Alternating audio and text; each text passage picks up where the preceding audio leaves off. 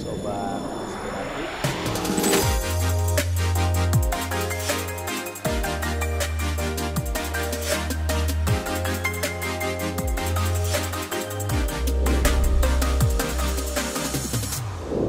Assalamualaikum warahmatullahi wabarakatuh, Sobat Inspiratif. Ya, mudah-mudahan semuanya segar, mudah-mudahan semuanya bugar, dan mudah-mudahan semuanya terus bertumbuh, berkembang, dan menebar manfaat buat kanan kirinya.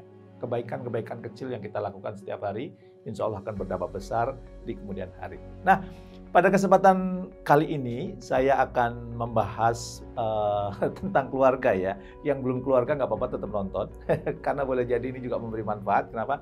Dan kenapa ini kok saya sampaikan? Karena akhir-akhir ini banyak sekali yang konsultasi dengan saya ya, yang mengatakan bahwa aduh Pak, anak saya durhaka, anak saya itu nggak mau ngikut saya dan sebagainya. Anak saya itu bandelnya minta ampun Pak gitu. Biasanya saya sederhana, ya biasanya anak itu cerminan orang tua.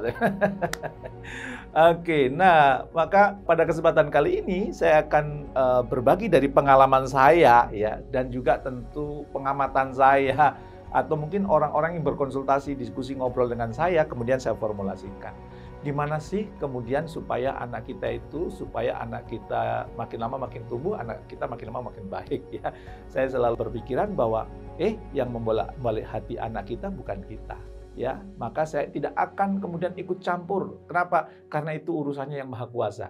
Urusan membolak-balik hati itu urusannya Maha Kuasa. Tugas kita apa?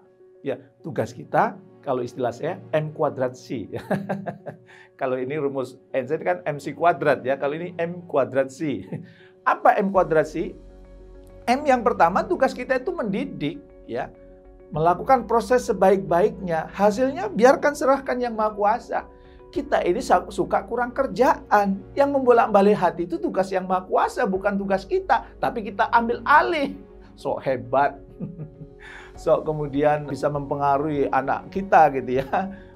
Maka kemudian kita jadi stres. Maka sudah mendidik sebaik-baiknya. Proses kita lakukan sebaik-baiknya ya. Dan saya selalu ingat, bahkan Nabi Nuh pun mendidik istri dan anaknya tidak berhasil ya. Karena memang yang membolak-balik hati bukan sang Nabi, yang membolak-balik hati yang Maha Kuasa. Maka supaya kemudian kita nggak terbebani, ingat ya, tugas pertama kita adalah mendidik. Ya. Mendidik itu gimana? Cari dong, ketahui dong apa potensi terbaiknya dan didik sesuai dengan potensi yang terbaik. Jangan mendidik asal mendidik. Mendidik dengan gaya kita. Ingat, zaman kita dengan zaman anak kita itu berbeda. Jadi mendidiknya pun harus berbeda gitu. Nah, kalau saya sih cara mendidik yang terbaik mengembangkan potensi anak kita. Maka kita perlu tahu apa potensi anak kita. Ya. Kok perlu tahu Pak? Kan yang mendidik kan orang tua. Anak itu lahir dalam keadaan fitrah, bersih, putih. Yang menjadikan baik atau tidak kan orang tuanya. Ya, supaya dia itu jadinya lebih bagus, maka kemudian kita perlu tahu potensinya dan biarkan dia berkembang sesuai dengan potensinya. Sebab kalau kita mengembangkan anak tidak sesuai dengan potensinya, kita itu orang tua yang durhaka sama anak. Loh kok bisa sih Pak orang tua durhaka sama anak? Ada, saya sering ngasih ilustrasi ya. Penghuni hutan melakukan konferensi, mereka mendiskusikan kira-kira keahlian apa yang perlu dimiliki penghuni hutan. Oh, hutan sering kebakaran, berarti kita harus bisa terbang. Yang lain berpendapat, oh, hutan sering banjir, berarti kita harus bisa renang. Oh, hutan itu liar, maka kita harus bisa lari sambil melompat. Akhirnya diadakan kesepakatan. Oke, kalau gitu seluruh penghuni hutan harus bisa terbang, berenang, lari sambil melompat. Dan akhirnya oke, berarti perlu diadakan training. Trainingnya terbang, berenang, lari sambil melompat. Akhirnya hari pertama ya training semuanya seneng, enjoy. Hari kedua mulai gelisah ya. Hari ketiga berantem, dari hari keempat trainingnya dibubarkan. Loh kenapa? Karena gajah dipaksa terbang, ayam dipaksa berenang, cacing dipaksa lari sambil melompat. Ya nggak bisa. Nah, dalam mendidik anak kita perlu tahu potensi anak kita. Anak kita ini gajah, dalam tanda kutip, ayam, atau kemudian cacing, atau apa gitu. Dan kalau kita sudah tahu, kembangkan sesuai dengan potensinya. Gajah jangan dipaksa terbang, ayam jangan dipaksa untuk berenang. Nah, kita tahu potensi anak kita. Oh, anak kita ini cocoknya sekolah jurusan sosial. Ya sudah sosial, jangan dipaksa jurusan eksak misalnya ya. Anak saya ini cocoknya kuliahnya psikologi. Ya jangan dipaksa teknik karena kita teknik. Jangan dipaksa dokter karena kita dokter. Maka pastikan tugas kita mendidik. Nah, mendidik yang terbaik sesuai dengan potensinya. Yang kedua apa? Yang kedua itu mendoakan, Bapak Ibu. Jadi seorang tua itu wajib setiap saat itu mendoakan putra-putrinya. Kenapa? Karena yang membolak-balik hati manusia itu yang Maha Kuasa. Maka kita bermohon kepada yang Maha Kuasa agar anak kita dijaga. Putra-putri kita dibimbing. Putra-putri kita itu kemudian diarahkan. Tugas kita tadi yang pertama, tapi yang pertama tadi jangan lupa mendidiknya tetap dilakukan dengan proses yang terbaik. Kalau sudah kemudian melakukan proses terbaik, jangan lupa kemudian kita mendoakan. Mendoakan putra-putri kita. Dan jangan lupa yang ketiga apa? Kasih contoh. Jadi M²C. Sengaja M-nya saya berikan kuadrat karena mendidiknya itu tidak hanya seminggu sekali, tidak hanya sehari sekali, mendidiknya itu setiap saat. Memberikan value-value, memberikan etika, akhlak, keterampilan dan sebagainya. Mendoakannya juga setiap saat, maka M². Dan kemudian Anda memberikan contoh. Anak-anak itu akan lihat orang tuanya.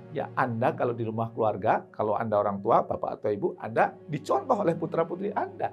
Jadi layak dijadi contoh. Untuk urusan spiritual, layak nggak saya jadi contoh Untuk urusan profesionalisme kerja, layak nggak saya jadi contoh Untuk urusan hubungan dengan orang lain, layak nggak saya dicontoh Untuk urusan emosi, mengelola emosi diri, layak nggak saya dicontoh oleh anak-anak saya oleh putra-putri saya. Maka saran saya, kalau Anda sebagai seorang tua, coba Anda introspeksi diri. Spire, S-nya spiritual. Kira-kira urusan spiritual aku bisa dicontoh oleh anak saya enggak P-nya physical. Urusan misalnya olahraga, kesehatan, jaga makan. Apakah makannya Anda sembarangan? Jangan sampai Anda makan sembarangan, begitu anak Anda makan sembarangan ditegur. Lah kan dia nyontoh Anda. Kemudian spire, spiritual, physical, intelektual. Intelektual, apakah Anda terus juga belajar?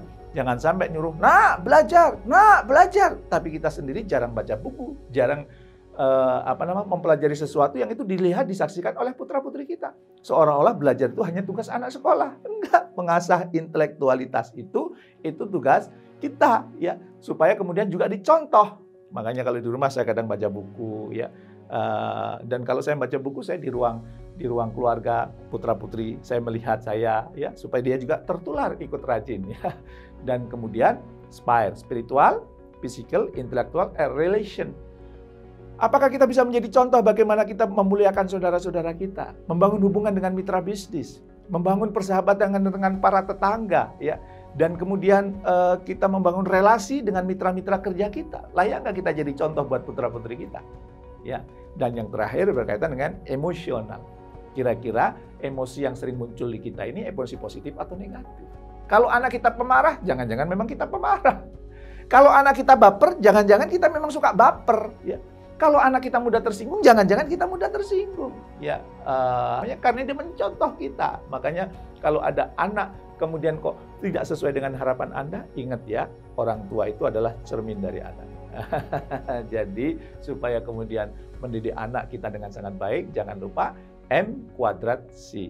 M itu mendidik dengan sangat baik dan didiklah sesuai dengan potensinya. Jangan sesuai potensi kita. Didiklah anakmu sesuai dengan zamannya. Yang kedua, mendoakan. Doakan yang terbaik. Mohon kepada Tuhan yang Maha Kuasa yang membolak-balik hati, yang memegang hati putra-putri kita. Untuk kemudian menjaga anak kita. Dan yang ketiga, kita layak untuk menjadi contoh.